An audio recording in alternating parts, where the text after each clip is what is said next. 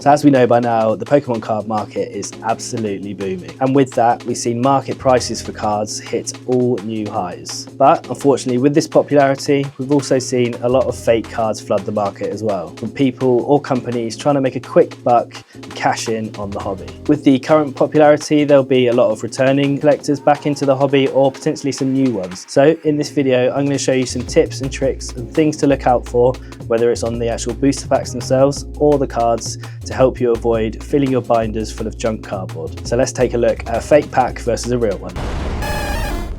So here we have a fake pack of Pokemon cards, and this was brought back by a friend whilst they were on holiday in Portugal. So the name of the set of Brilliant Stars is actually in Spanish, which isn't a red flag. There are Spanish versions of these sets, so that's all good. But the first major one is the price. So this was €1.50, or sorry, €1.50, and you're just not going to be picking up an authentic booster pack for less than about £4, $4, €4, depending where you are. So that price is an instant red flag.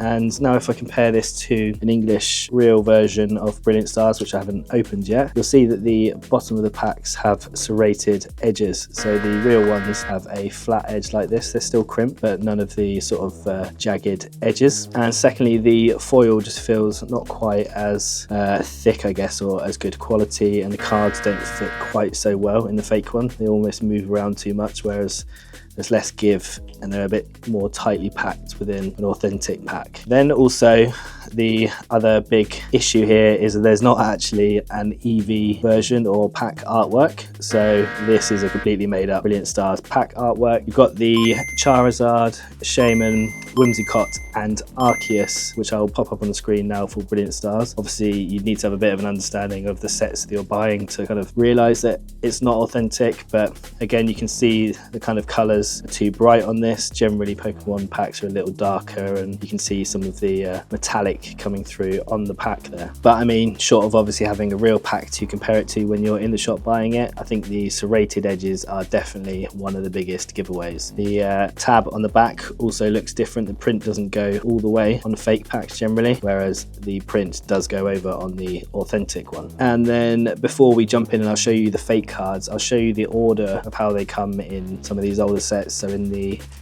Sword and Shield era, I'll show you what order the cards come in. So I'm not going to do the pack trick or anything, but you'll see that you get some commons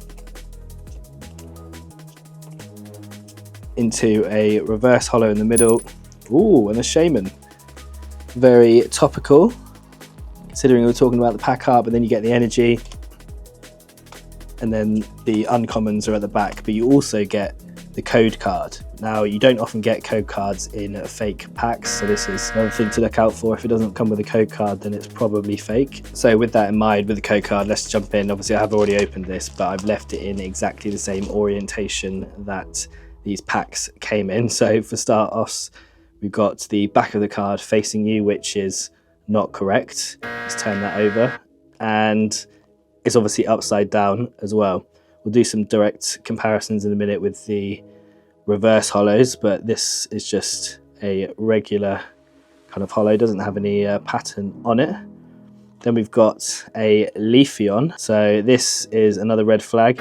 This is actually from Evolving Skies. Again, you'll need to know a little bit of knowledge about the sets, but you can tell because the icon at the bottom is not the Brilliant Stars icon. And basically you'll notice as I flick through this, loads of these cards, okay, another upside down card is not from Brilliant Stars. Most of these in fact are actually from Evolving Skies or other sets. Obviously in a real pack you will get 4 or 5 common cards, you'll get a couple of uncommons, some reverse holos and 1 rare. But for whatever reason they seem to absolutely pile in the big hits into fake packs, obviously all from different sets. So obviously this does depend on what set you're actually buying, fake or not, but this is what the Brilliant Stars icon should be like in the bottom.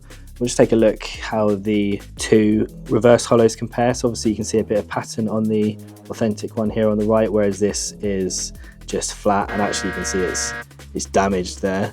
This has just been damaged in production. It's got scratches all over it, and sometimes you do get scratches on new cards, but generally you won't see stuff as beat up as that. Then upside down cards is always a bit of a giveaway. It just shows that they've just been chucked in to the pack. They definitely shouldn't be coming in like that. And you've got a mix of silver borders with yellow borders, and just way too many full hit cards like VMAXs, V cards.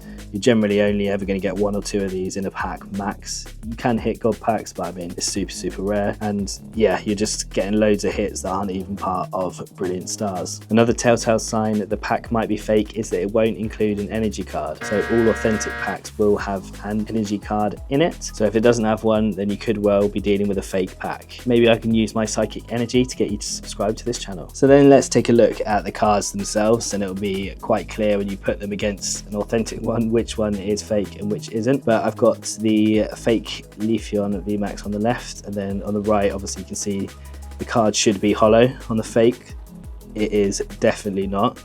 Not only that, but there is a lot of texture on these VMAXs, whereas this card is just completely smooth. I mean, the card feels super cheap, and it just doesn't have that tactility, and you can see there the hollow foil coming through on the real one.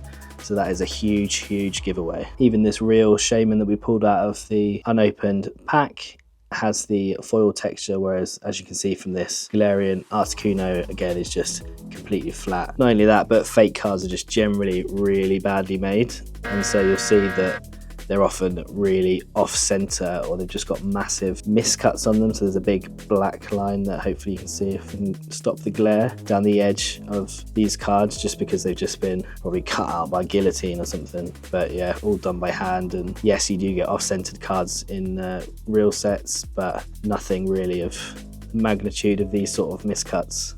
These examples actually aren't too bad from a design perspective. These are probably scans of the original artwork, so the type and the type styling does actually match and matches the actual design, so that's not something you can go off. A lot of it will be from feel. But if we jump back to these two cards, then one of the biggest giveaways in whether a card is fake or not is from the back. And so I've got the authentic one on the left, and it's got quite a distinctive blue, whereas the one on the right looks a little more pale, and it almost looks like it's got a kind of matte finish to it, but the colour is actually really different. It's a bit more muted, and there's a bit more red in it. So this is almost an instant giveaway.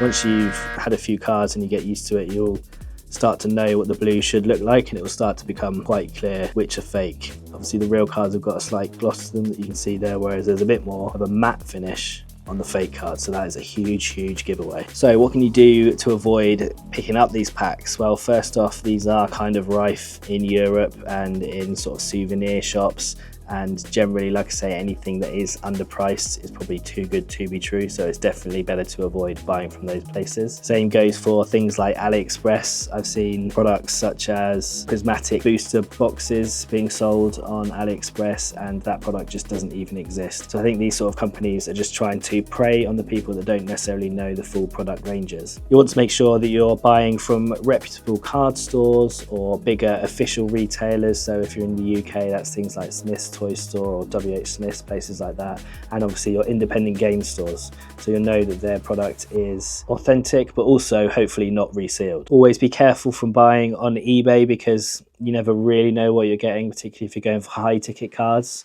And if you are worried about the authenticity of certain cards, then you can take them to your local card stores, and they'll help you be able to identify fake cards if you've got any worries. Another way to make sure that the cards are authentic is just to collect graded cards. So obviously these have already been pre-authenticated by PSA, and so I know that these cards, for example, even if it's vintage through to modern, are real. And to be honest, I just really like having them in the slabs. Sometimes even the most beat up cards deserve to be graded, like this base set Zapdos. So hopefully you found those tips useful, and it gives you a little bit more confidence to go out into the real world and identify those fake cards. Hopefully you enjoyed the video. If you did, then please consider subscribing with notifications on. And in the meantime, stay lucky.